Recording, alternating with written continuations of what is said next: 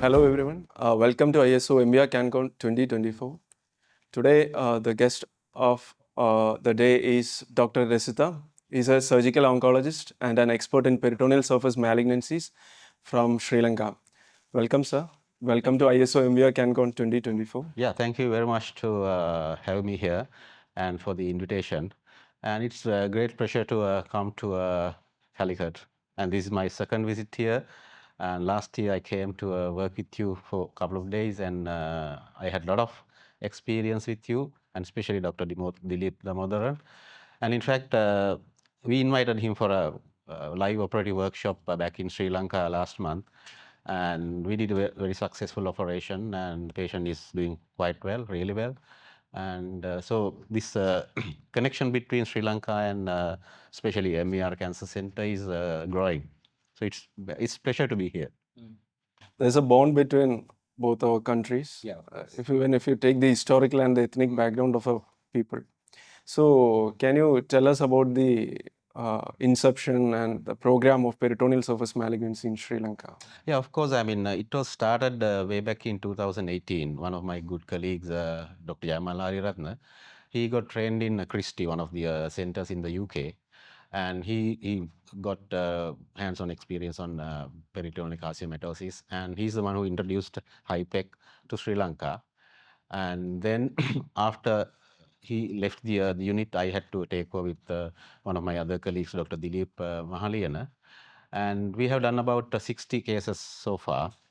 And there's another center close to Colombo, which is called Kotalar Defense University Hospital, and they also recently started. And yeah, because there's a quite demand for peritoneal HIPEX and CRS in Sri Lanka, because there are no other centers in the country.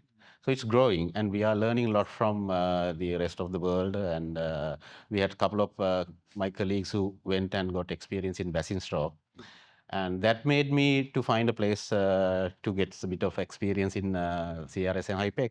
In fact, I spoke to Dr. Chandra Mohan, who was the secretary of Indian Association of Surgical Oncology last year. And I was telling him, I want to get some experience in HIPEC. Would you recommend anyone? And without any hesitation, he said there's only one he can highly recommend, who is Dilip Damodar in Calicut. That's why I made the contact with your hospital.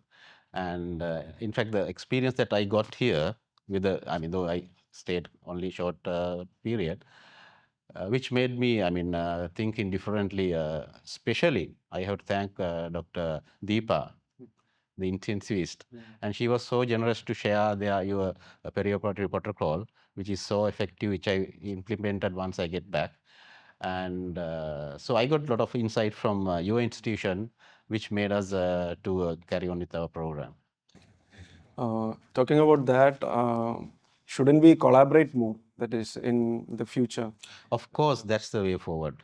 And this is exactly the reason why I came this time with my colleague Sridharan, because we've been a small country with all the difficulties we had in the recent past, especially the economic crisis and all. It's very difficult us to stand alone without support from the rest of the world. In fact, India is matter of 1 hour flight from Sri Lanka.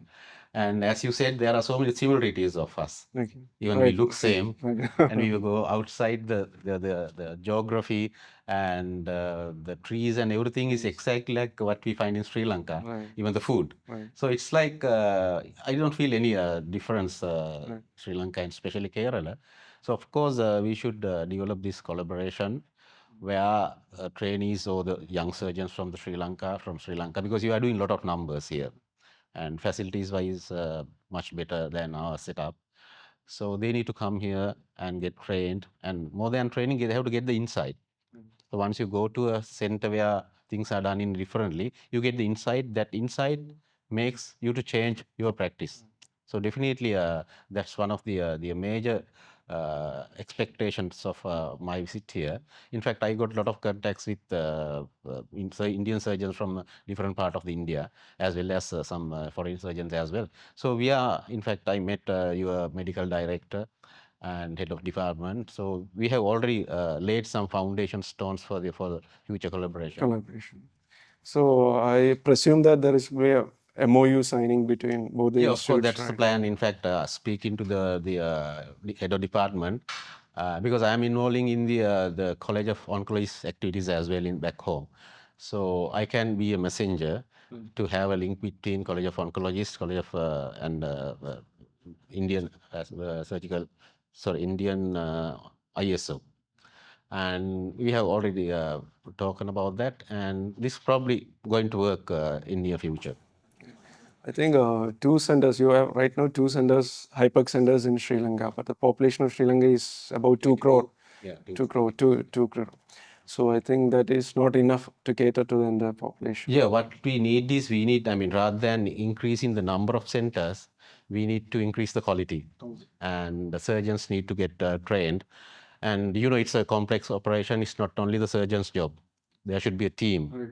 So we need to get all the teams set up before we start, because, I mean, whenever you start a new procedure, at the beginning with the learning curve, you might get quite high morbidity and mortality, which we also experience. Now we are in a kind of plateau place. So what I feel is, rather than, I mean, increasing the number, because it's a quite small country. Within 4 or 5 hours, you can get into any corner of the country. Right. So we first need to get surgeons and the anesthetist intensivist and the supporting staff trained. And then, of course, depending on the demand, we can think about increasing the number of centers. You should have a right team before you embark on a major surgery like HIPEC. So in pseudomyxoma, yesterday we were all talking about recurrent pseudomyxoma where we have options. We are pushing the boundaries as our theme goes, pushing the boundaries for cure in salvage. Like we are moving from maximum cytoreduction towards transplant. So how do you see the future of transplant oncology in Sri Lanka? And do you have any programs or things in mind? Yeah, actually, not in the big scale so far, because the number of surgeons in Sri Lanka, you will be quite amazed. We got about 25 surgical oncologists in whole country, and there are separate transplant surgeons as well.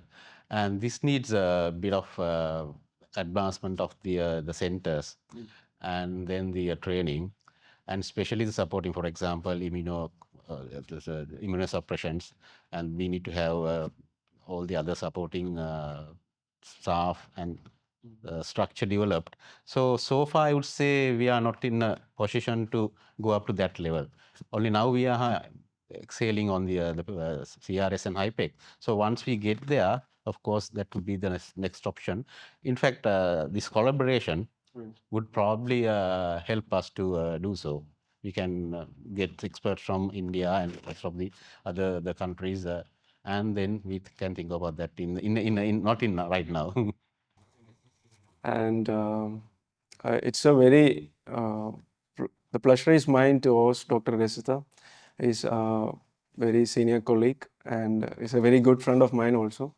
And has always been and is also now a very good friend of Sri Lanka. I think the collaboration between two countries should go forward, and this exchange of scientific minds in the form of training and educational programs should happen. And I thank and I wish every success for the surgical oncology team at Sri Lanka in all their future endeavors. Thank you, Dr. Thank you very Rasitha. much. Thank you to have you at ISO MVR Can Continue. Thank you very much for your hospitality. It's great. Thank you.